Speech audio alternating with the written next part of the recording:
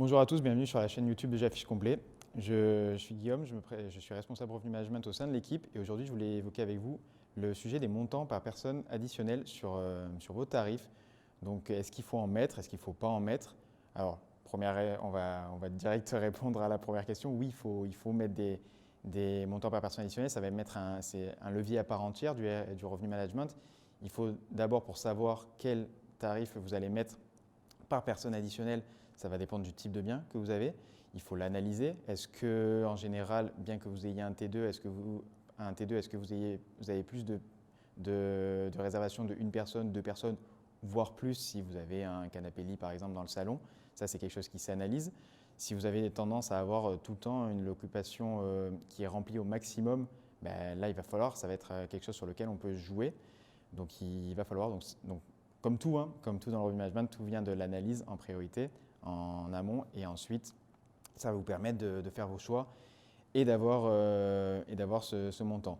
Donc ce montant, généralement, quand vous le paramétrez, il se paramètre par personne supplémentaire et aussi par nuit. Donc ça veut dire que ce n'est pas juste un montant par personne pour tout le séjour, ça va s'ajouter au prix de la nuit. Donc voilà, il va se multiplier forcément par le nombre de nuits. Et ça va être vraiment aussi un élément important, ça va être un levier, comme je l'ai expliqué, donc quelque chose qu'il faut analyser, mais aussi un levier pour les plateformes, parce que pouvoir gérer, ça peut être en période basse, par exemple. On va pouvoir essayer de mettre l'occupation de base. Donc l'occupation de base, c'est l'occupation à partir de laquelle on va commencer à compter les suppléments additionnels, les personnes additionnelles.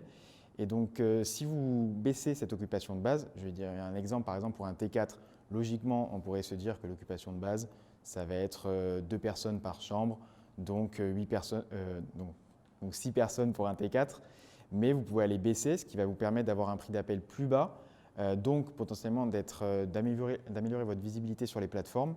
Et ensuite, si vraiment vous avez une demande pour 6 personnes, voire plus, là, le calcul se fera automatiquement par rapport au prix. Mais si quelqu'un recherche un logement pour seulement 3 personnes parce qu'ils veulent une chambre chacun, au moins vous ressortirez moins cher et vous serez plus attractif et vous vous ouvrez à cette nouvelle clientèle. Donc voilà, c'est quelque chose qu'il ne faut pas négliger.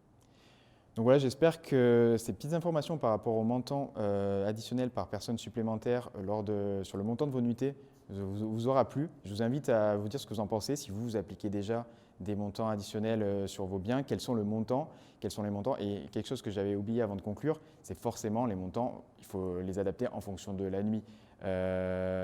Plus vous êtes sur un secteur qui va avoir des montants élevés de base sur le prix de la nuit, forcément ça va être généralement un pourcentage que vous allez calculer. Généralement, les personnes le calculent par rapport à leur charge aussi, en le liant au linge, au coût du linge ou des choses comme ça. Mais voilà, ça va être adapté. Mais voilà, n'hésitez pas à dire en commentaire, vous, ce que vous faites déjà et aussi à préciser sur quelle destination vous êtes pour que ce soit cohérent et que les autres auditeurs puissent comprendre. Et sinon, je vous invite à suivre ce que nous faisons sur J'affiche complet. Et d'ici là, je vous souhaite une bonne journée.